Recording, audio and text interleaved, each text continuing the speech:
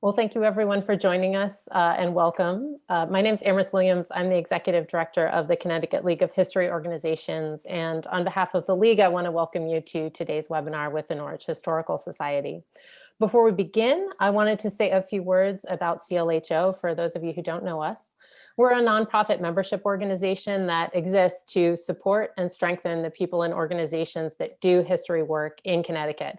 And these include town historical societies like Norwich's, museums, large and small, libraries, archives, ethnic and community organizations, and of course the staff, board members, volunteers, and history enthusiasts who make them tick. CLHO provides resources, training, professional development, and networking opportunities for Connecticut's history community. And our collaboration with Norwich on this lecture series grows out of our mission to support our members with the tools they need to do their work, even during COVID. Norwich came to us with a great idea and a lineup of speakers. We've got a Zoom account, presto, we get a virtual lecture series. The League also works closely with Connecticut Humanities to advocate for the importance of history and cultural heritage at the state and national levels. Earlier this week, I joined organizations from across the country at Museums Advocacy Day to speak up for the important role that history and museums play in our communities. And I was really pleased to, in our meeting with Representative Courtney, be able to talk about this partnership with Norwich and the work that Regan is doing there. If you want to mark your calendars for March 11th, that will be Connecticut Day of New England Museums Week, where we'll be doing more advocacy sort of organized by the New England Museum Association. During the pandemic, all of our programming here at CLHO has been virtual, so it's easy for you to get involved and see what we're about.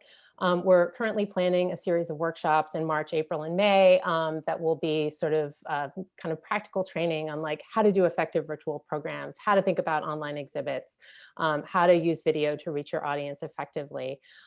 So you can check our website, clho.org, for more information as we get those up.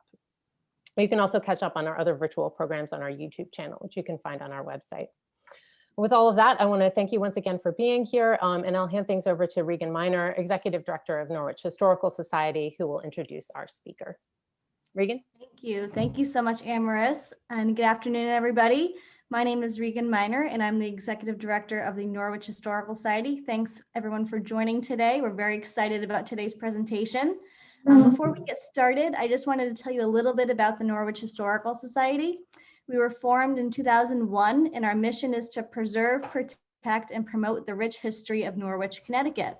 Over the past 5 years, the Norwich Historical Society launched several initiatives designed to strengthen Norwich's heritage tourism efforts, such as opening the Norwich Heritage and Regional Visitor Center and launching the Walk Norwich Trail System, which is a series of self-guided, historically themed walking trails accessible via walknorwich.org.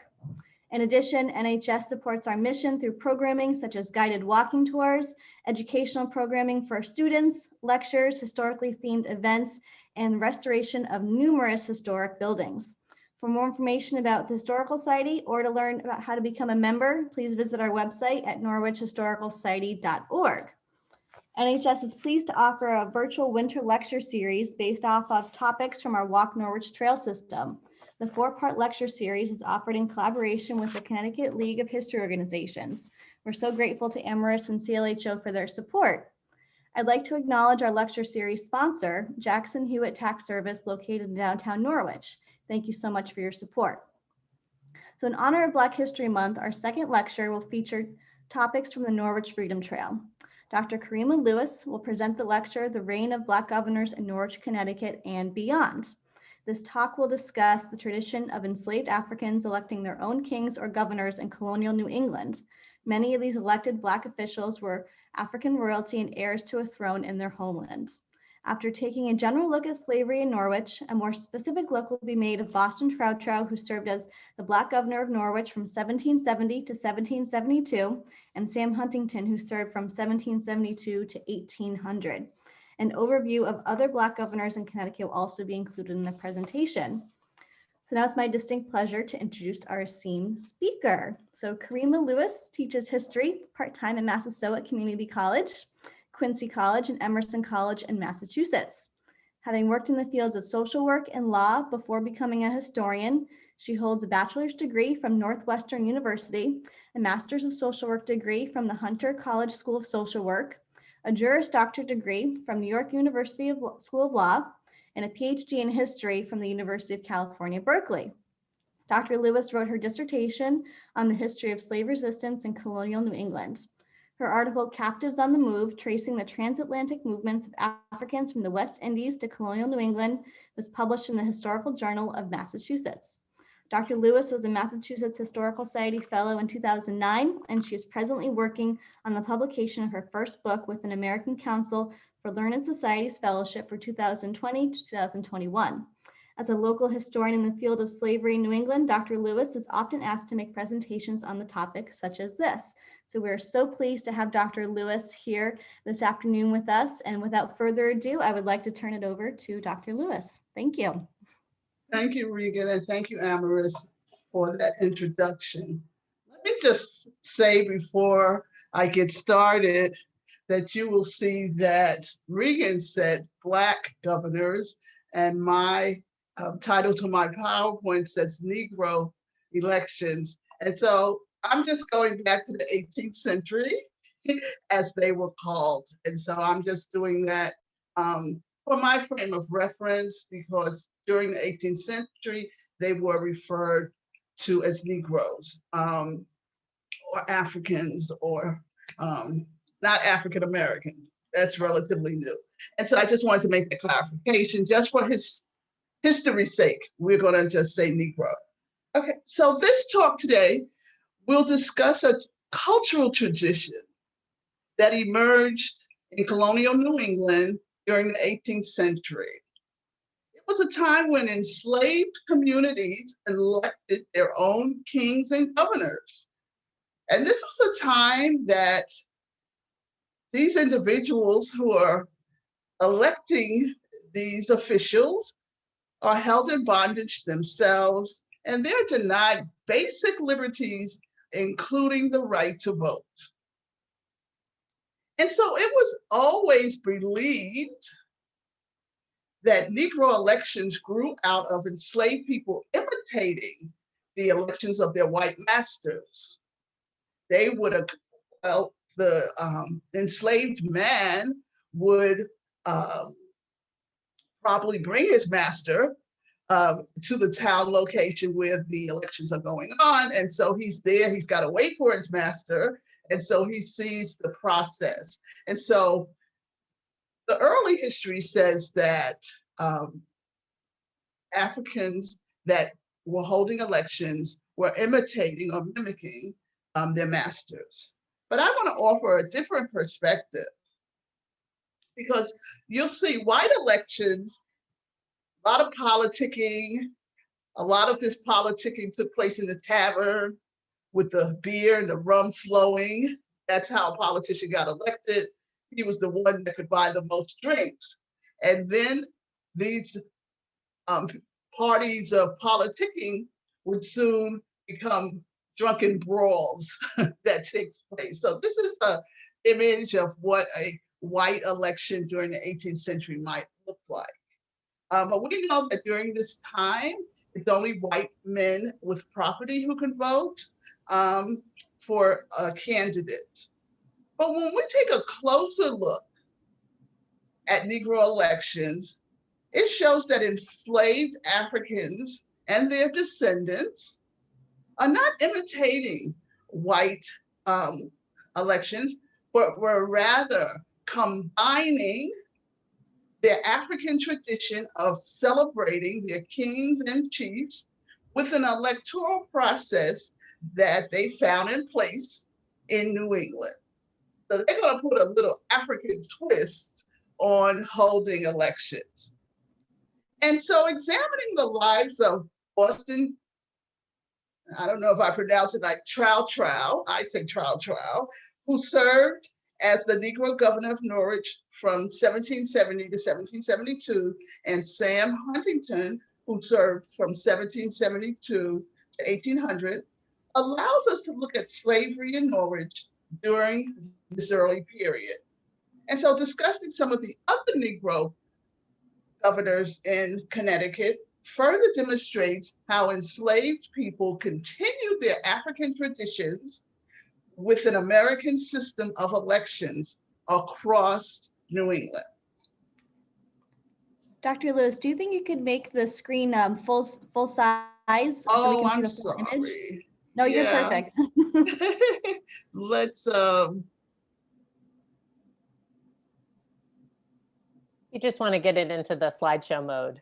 yeah, that's what I'm looking for. And let's see. It should I think be, it should be under the top when it says slideshow. Try clicking that button right there. oh, right here. There There you we go. go. Perfect. Thank I'm you like so into my much. talk here. I'm sorry. I do No, you're apologize. perfect. I didn't mean to interrupt you. Keep going. You're That's doing great. okay. And so let's talk about slavery in Norwich in the 18th century. Now I can't see my slides, but that's okay because we're going to talk about slavery for a moment. We know that in 1774, there were a total of 295 enslaved persons in Norwich. Now, that was quite a number because in 1750, Connecticut had one of the highest numbers as far as the slave population when compared to the other colonies. And so at that time, even in 1750, it was as high as 6,000. Massachusetts was just over 5,000. Rhode Island was just over 4,000. Of course, New Hampshire is probably 600, and Vermont was even less. And so this is 1774. You know, a great awakening has taken place, enlightenment. There's been some manumissions or freeing of enslaved people. And then we have just the beginnings of the rumblings of the American Revolution. And so you see some decrease in the slave population. But as far as local towns near Norwich, New London had the highest with 522. Fairfield had 319. So just comparison.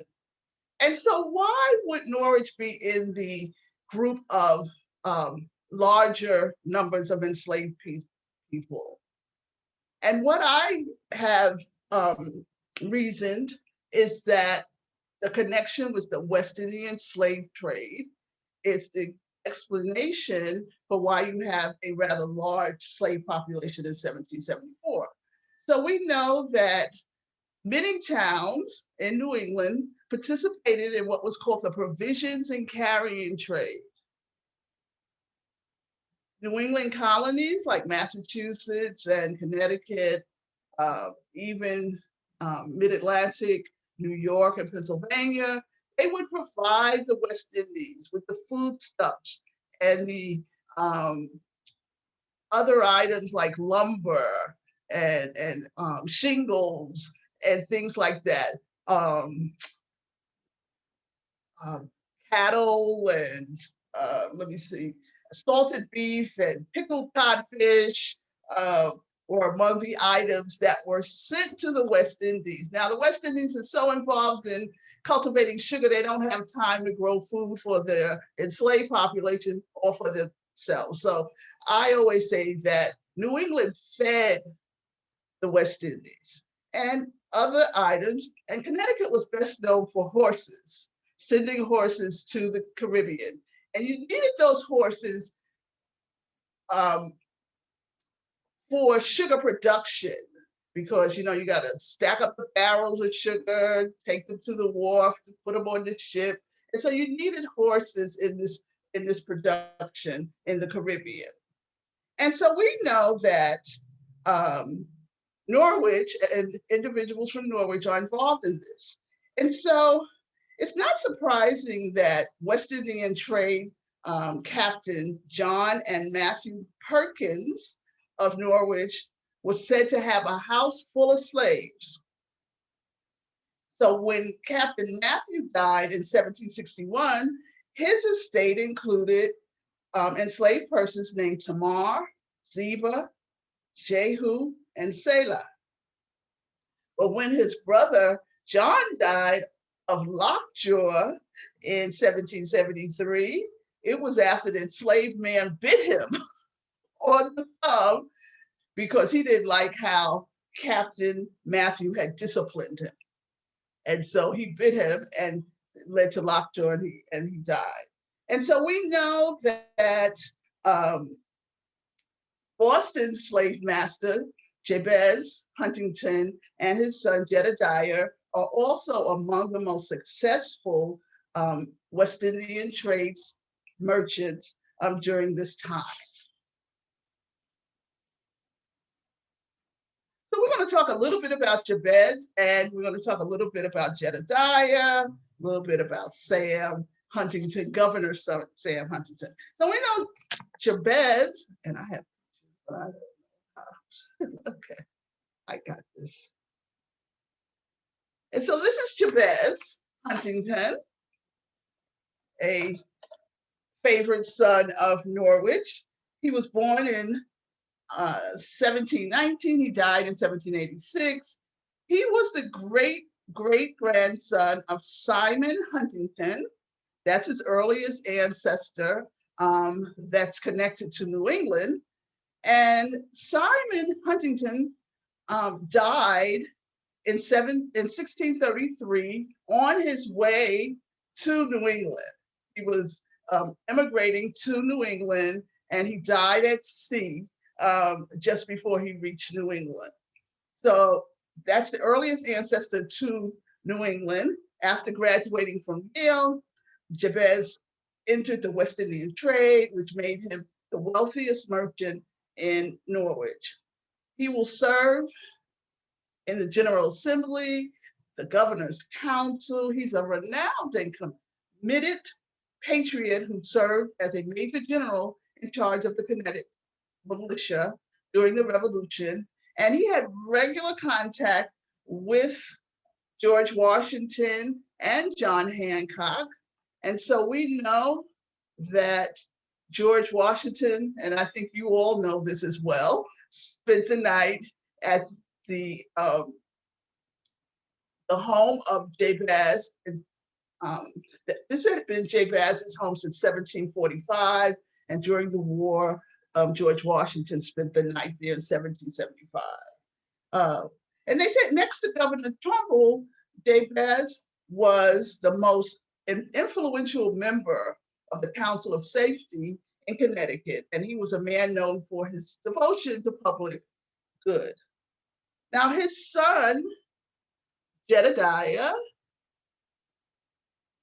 born 1745 and died in 1818. He also had a distinguished military career during the American Revolution. After the war, he'll return to the family's business and to a life of public service in Norwich, like his father. It is from extant bills of sale that we learn that Jabez sold a Negro boy to Reverend William Hart for 290 pounds in 1749. But it's letters between Jabez and Jedediah, between father and son, that provide a look into the lives of enslaved persons who lived and worked in the Huntington household. In a letter dated June 16, 1765, Jedediah asked his father to send Boston to help him unload a barrel that he had just received in Cambridge, putting Boston to work. And in a letter written December 26, 1775, another Sam, enslaved man of the Huntingtons, not Sam Huntington, the Negro governor, he was home from serving in the militia during the American Revolution. And he had returned home, and now he was earning wages for the Huntingtons as a hired out slave. And so what they would do is, if people in the community needed help on their farming or shipping or whatever needs construction, that people would hire out their enslaved persons, and the wages would be paid to the owner. And so there was another enslaved man in that household, Dier, D-I-E-R, and Rufus, also hired out and earning wages. There's an invoice among the historical documents of Jedediah showing the wages that were earned for these three individuals. So General Jedediah wrote to his father saying, we're talking about Sam, the enslaved man that lived with him, although Sam wants to return to the army, he will not be able to do so. And so he had served in the militia of Connecticut during the early part of the war, which a lot of enslaved men had done that. We know that at Lexington and Concord, there's at least 9 or 10 enslaved people that are fighting with the militia. But we know that the Battle of Bunker Hill is over 100 enslaved men that are part of the militia at the Battle of Bunker Hill. And one of them, Peter Salem, will distinguish himself at that battle. And so Sam, the enslaved man of the Huntingtons, had gone off in the militia, but he wanted to continue fighting. But George Washington in December of 1775 decreed that there would only be free Blacks allowed to serve in the Continental Army. So the militia was the military unit that was used early on in the war, and now we have the Continental Army from 1775, but only free Blacks. And so I said that the Huntingtons had no plans of freeing Sam so that he could fight in the Continental Army. So Jedediah says he can't return. Rather, in this letter, Jedediah suggests to his father that Sam be taken to Albany, New York, and sold. I think there was a big slave market in Albany, New York. I need to investigate that further. And so on November 15th, 1778, Jedediah tells his father to order another enslaved man, Bristol. And so we have Bristol, Boston, Rufus, Dier, and Sam as enslaved people living in the Huntington household. He tells Bristol to cut down the walnuts in the second pasture. So after an emancipation law was passed in 1777, Jabez freed an enslaved man named Guy in 1780. The gradual emancipation law of 1784 required those born after 1784 be emancipated when they reached 25 years of age. But this law also permitted masters in Connecticut to free those between the age of 25 and 45.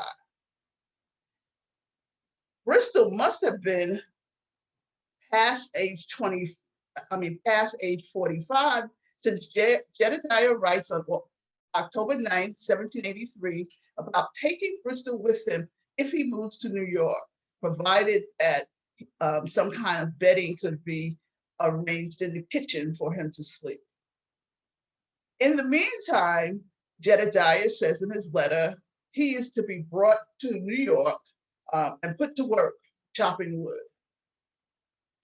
So despite a life of enslavement, which required deference to not just one master, but two masters in the Huntington household, being required to do unending hard work, being under constant threat of sale, like Sam, Boston Trowtrow was able to establish enough close kinship and cultural connections in Norwich, Connecticut, to have been elected governor of his enslaved community from 1770 until his death at age 66 in 1772. Having served in such an honored position resulted in Boston receiving a rather decent headstone. And so we know that this is a headstone, and I think it's on your Freedom Trail as far as historical sites. But I discovered Boston Trowtrow, I can't pronounce it. Trowtrow, I'm going to say Trowtrow, because I believe this is an African name that he was able to hold on to, despite coming to New England. Many enslaved people were renamed by their masters. We have a lot of Caesars that they, and some of them, though, were able to hold on to either a first name or a last name. And so we have a lot of Cuffees, which is a con name. And the Trowtrow is perhaps a con as well. And so Boston was able to hold on to this name. And I was struck by this inscription years ago, before I even did it, just in teaching. I didn't know that this image of the gravestone was available, so I kind of made my own, and I put the inscription in my homemade gravestone. But I'm just struck that by 1772, he's still referring to himself as an African, and an African tribe is his community. I mean, he's still connected to his homeland. He didn't say Negro community. He didn't say slave community. He said he was governor of the African tribe. And he, during his lifetime. So I was really struck by that years ago. So let's move on and talk about Sam Huntington. I do have this is another gravestone in Connecticut, and I'm sure many of you have seen it, that pays homage to African Americans, free Black slaves, and 5 Black governors who rest in unmarked graves in Hartford's ancient burial ground.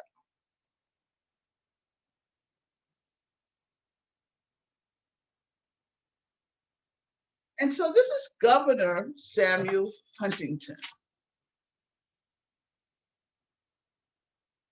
But the Negro governor, Sam Huntington, who's named for his master, will be the next duly elected governor of Norwich after Boston's death. Governor Sam served in this capacity from 1772 to 1800. His master, Samuel, and Boston's master, Jabez, were cousins, since they were both the great-grandsons of Simon Huntington, who lost his life in 1633 before arriving. And like his cousin Jabez, Samuel Huntington had a long and illustrious public service career in politics. It was so long I had to cut off a lot of it. But just to give you an example, he was on the Council of Safety as well. He was a delegate to the Continental Congress, a signer of the Declaration of Independence and the Articles of Confederation. He's president of the Continental Congress, lieutenant governor, chief judge, and governor of Connecticut during the last 10 years of his life, from 1786 to 1796. It's recorded in the history of Norwich that after Sam became Negro governor in 1772,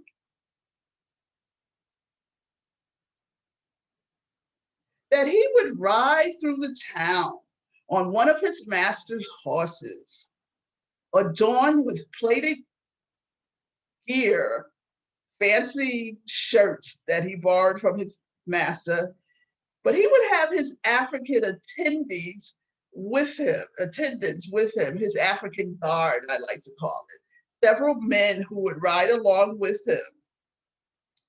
And they said he would move with a slow, majestic pace. When he mounted and dismounted, his African guards flew to his side, holding his bridle, putting his feet in the stirrup, and bowing to the ground before him. Now that's how Africans in West Africa would have acted before a king or an important chief in their village. The joke around town was that Sam, Negro Governor Sam, served longer as Negro governor than his master served as governor of Connecticut. So we know that from 1772 to 1800. Boston and Sam were among 20 enslaved men of African descent who were elected as governors in the slave communities of Hartford, New Haven, Wethersfield, Woodbridge, Derby, and Seymour, as well as in Massachusetts and Rhode Island. Enslaved men were also elected as king in royal colonies. Royal colonies like New Hampshire, you had a king. Many of the candidates who ran for office were born in West Africa, and they were either the children or the grandchildren of African royalty. And so the knowledge of one's royal lineage was not lost to time or to the trauma of crossing the Middle Passage. Boston never lost his African identity, which can be seen in his last name that he retained, as well as his reference to his community of enslaved persons as his African tribe. These men were elected governor and king. The men who were elected governor and king were strong, respected, and influential in their community. But an enslaved man couldn't think about running for governor or king unless his master was socially prominent and had the financial resources to support his bid for office. So Negro election days usually took place a day after the white elections.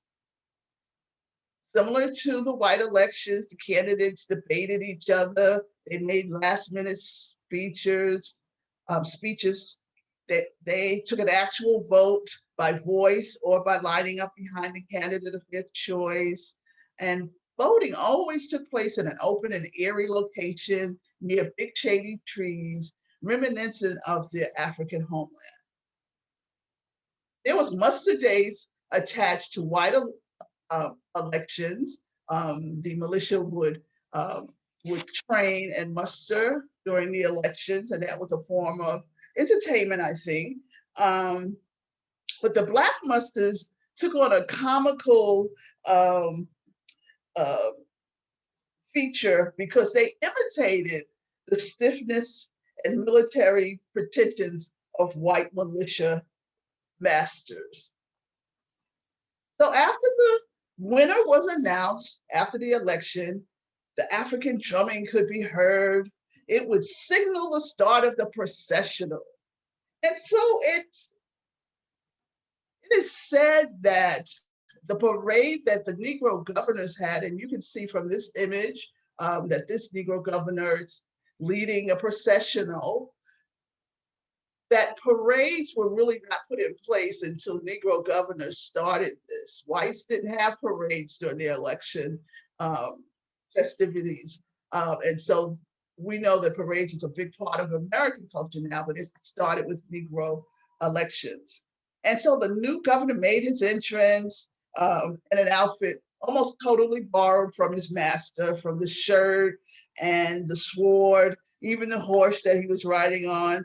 He would have an attachment to the horse so his lady could ride along with him.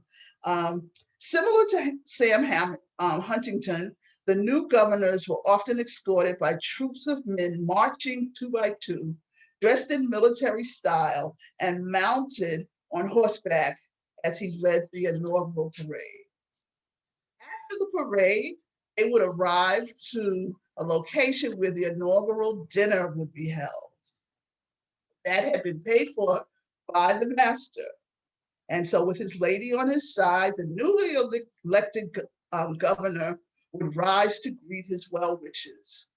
After he made his greetings, the inaugural festivities were started with food, drinking, dancing, playing games and enjoying loud music played on fiddles and banjos and drums. You could hear a mixture of African languages mixed with broken English as the festivities took place. In 1758, the residents of Salem, Massachusetts, demanded a law be passed to bring an end to the beating of drums and the discharging of guns during Negro election celebrations. These large festive occasions were authentic displays of indigenous African customs, from wearing of fancy clothes, the strutting in the parades, and the array of African dancing. These African-inspired celebrations took place in a world that oppressed enslaved people every day of their lives. However, on election days, enslaved people gathered for food, fun, and fellowship outside the watchful eyes of their masters. Once elected, a Negro governor could be called on to perform important functions within his community. This was a position that commanded respect from Blacks and whites alike. The governor served as mediator, liaison, and sometimes as judge. Depending on the severity of a crime, enslaved people could face justice in the courts of the Negro governor and not in white courts. In Newport, Rhode Island, the Negro governor heard cases on appeal from the lower branch of his magistrates and judges. So the case would go to his magistrates and judges, and if it was appealed, it would go to the Negro governor. These Black magistrates tried, condemned, and punished at their own discretion. This was not unlike West Africa, where a council of elders appointed by the king adjudicated legal matters pertaining to the village. In one case, King Nero in Portsmouth, New Hampshire, handed down a sentence of 20 lashes to a defendant who had stolen axe. The king's deputy sheriff executed the lashes. But when the thefts continued, it was the king's high sheriff who turned the case over to the white county court. The decisions of these Negro courts, however, took place under the watchful eye of whites who ultimately determined if the violations were being handled appropriately by these Black jurists. In conclusion, Negro elections was a time free of restraint when Black New Englanders would gather, select, and honor their leaders in celebrations shaped by their own African culture. Remembering their African heritage in this way allowed Black New Englanders to share their culture with the younger generation of African Americans. This African-style tradition of electing leaders continued into the 19th century while slavery was being slowly dismantled in New England. Thank you.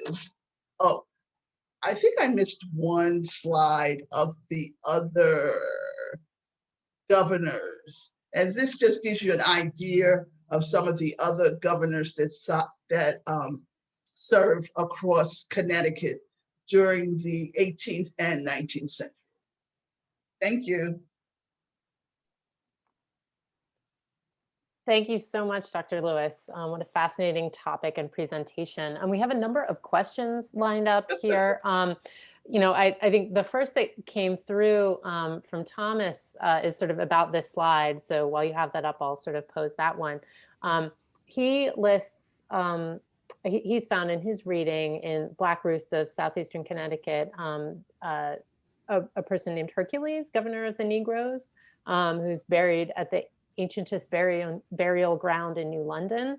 Have you come across Hercules in your research? No, is this a comprehensive list, or is this just sort of, Yeah, this is a general study. I mean, I looked at Norwich today for you, but I usually just do it general, but I can add him to the list. Does he know when he served?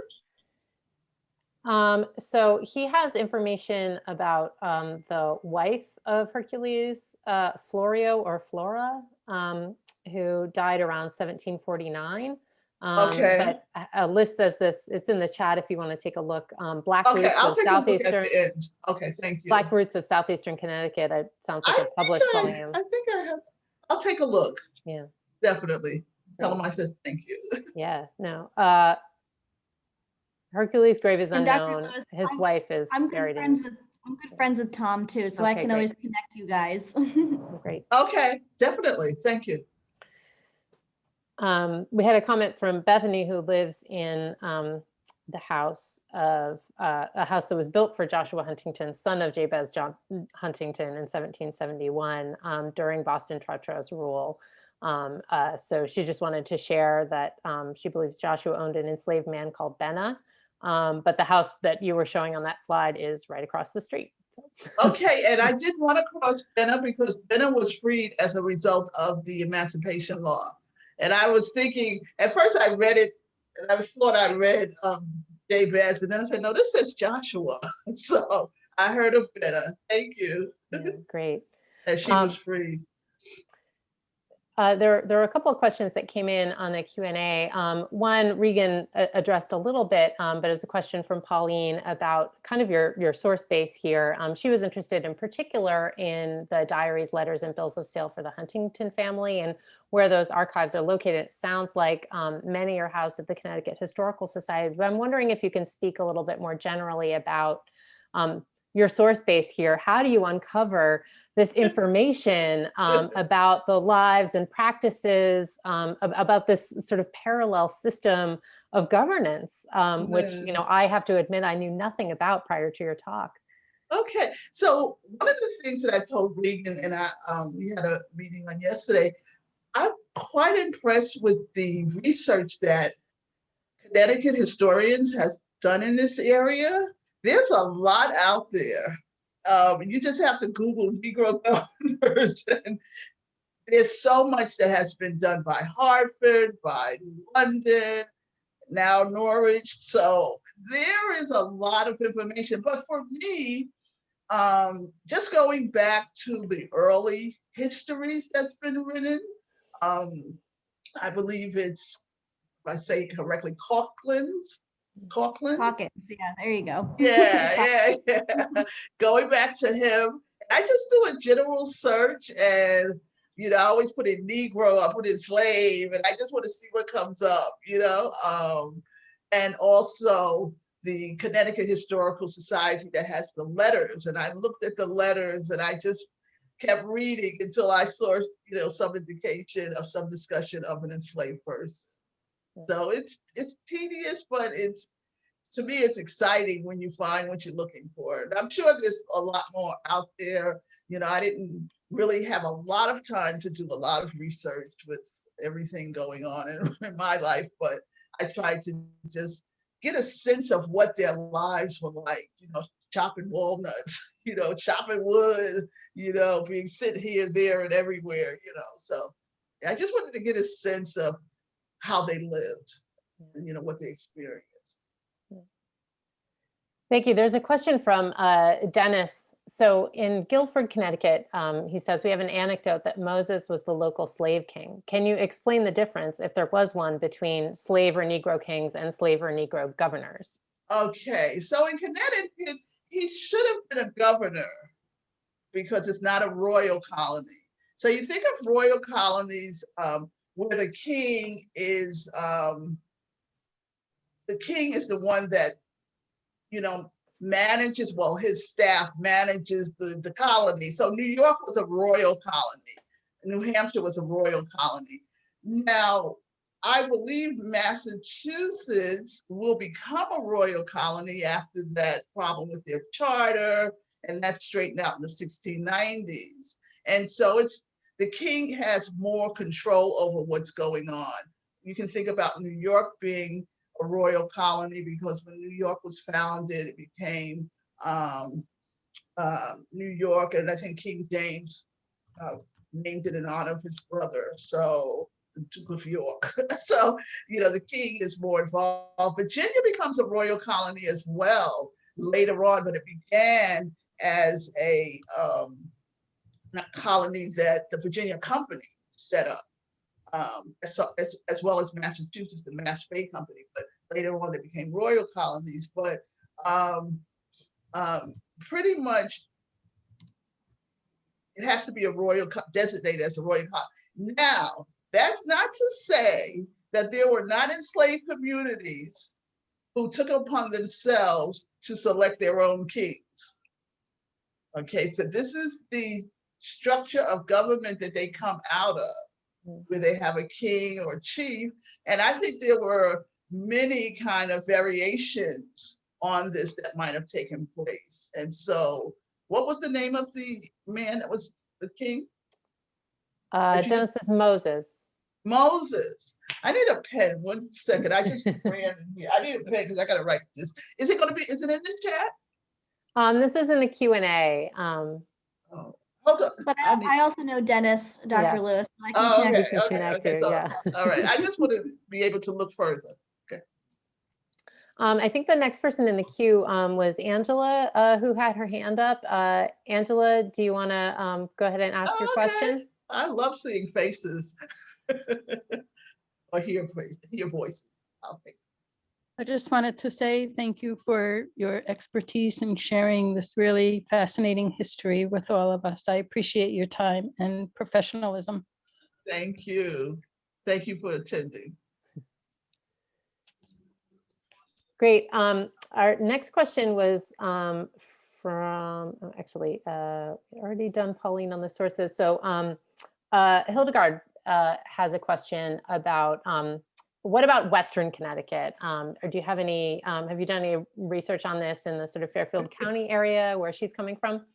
What counties or towns are there? I'm sorry, I'm not a New Englander. I'm a transplant. Yeah, no, that's fine. So these would be, well, she's at Keeler Tavern, which is in Ridgefield. Which one? Ridgefield. Well, I mean, I guess some of the older towns in Fairfield County would be places like, well, Fairfield. And maybe Fairfield, Danbury and yeah. Greenwich. Yeah. Greenwich as well? Ridgefield, Danbury, Greenwich, Fairfield. Okay. No, I haven't come across anything, but that's not to say it's not out there. Yeah. But it's, it's time to take a look at some of these early histories and just to see maybe perhaps it did exist and it just hasn't been, brought to our attention. Yeah. I mean, this is the ones that just from the research that I've found connected to Connecticut that I've looked at. That's not to say this is the total picture of what happened. Great. Thank you. Next, Jesse Nasta, who's actually here with his entire class from Wesleyan University, had a couple of questions. Thank you for coming. Tell him I appreciate that. First, he wonders, did the American Revolution change the tradition of Negro governors in any way, or did it continue sort of business as usual even during the Revolution? That's a good question. Not sure I know. And Regan, you can come on in here because you've got a lot of research yourself. But, just think about Sam, the enslaved man of Jabez and Jedediah, who was involved and wanted to fight in the war and was not allowed to fight in the war. I would think the tradition would have continued, through the war and even after the war. But I don't know if the war itself would have had an impact because enslaved men could not fight after 1775.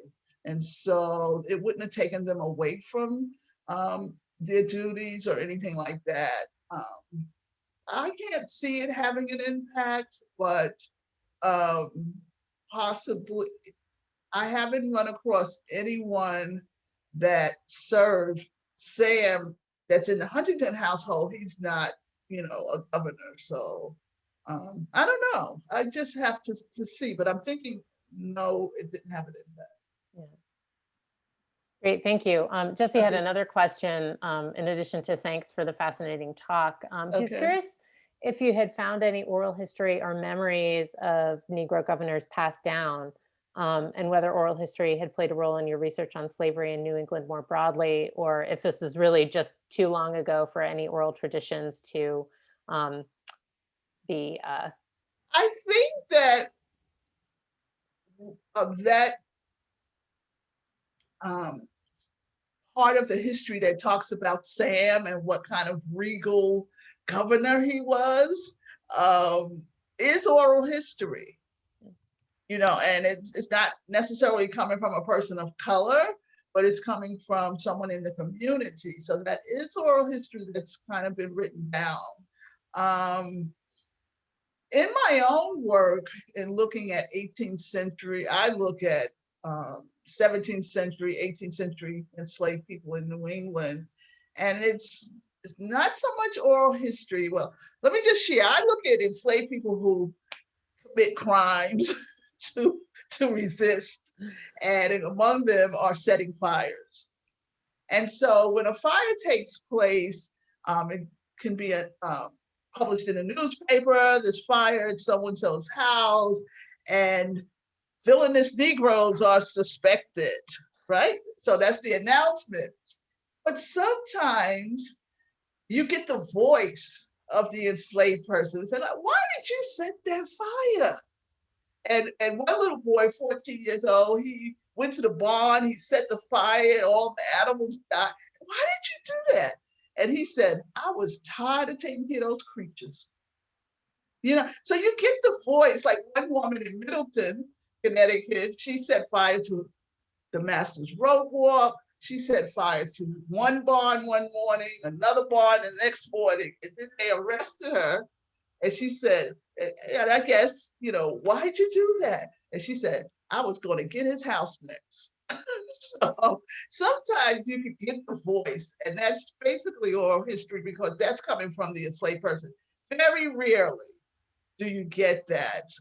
So oral history, I think, for African-American history is post-Civil War, early 1900s, like the slave narratives that were done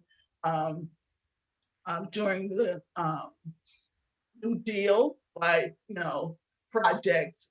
That's oral history that we can really latch on to, those narratives that talk about their lives in slavery. But then again, you're dealing with 19th century. You're not dealing with 18th century, which makes it more difficult.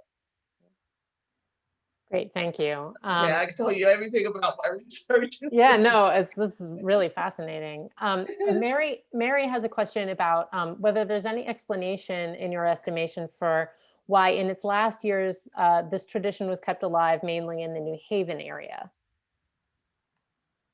Why was it kept alive in Connecticut, I think is the question, because I think, and I can't tell you, but I'm almost positive that Massachusetts, it takes place only in the 18th century, right? I was sharing with Regan yesterday that there is a similar tradition in New York called Pinkster Days that came out of the Dutch celebration of Lenten season or something. And that's 17th century. And so for Connecticut, for it to go into the 1840, even Tobias, 1850, Nelson West, I think there's something special about Connecticut. Maybe because you had the most enslaved people in New England.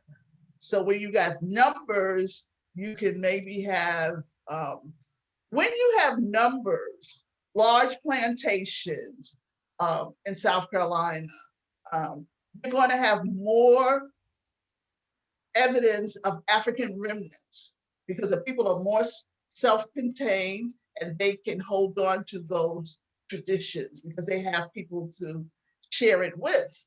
But when you go to like the city of Boston, where it's one or two enslaved people in a house, or maybe one, you don't have that numbers. And so Connecticut had the most. It was over 6,000, that, and mostly in the urban cities where you had more enslaved people, even in Boston and Providence and places. Yeah, so I think the numbers is a reason for the retention of the African tradition. Well, that's really interesting. Well, and you've just taught me something. So I grew up in Albany, New York, and there's a spring event called Pinkster Fest, and I never knew the origin of that. Yeah, particularly in Albany, Pinkster Day. Yeah, it's very interesting. And it's the same as the African drumming, dancing. Amazing. In Pinkster days, the enslaved people would ask whites for money, and they knew that they couldn't say no. So they had a little twist on it.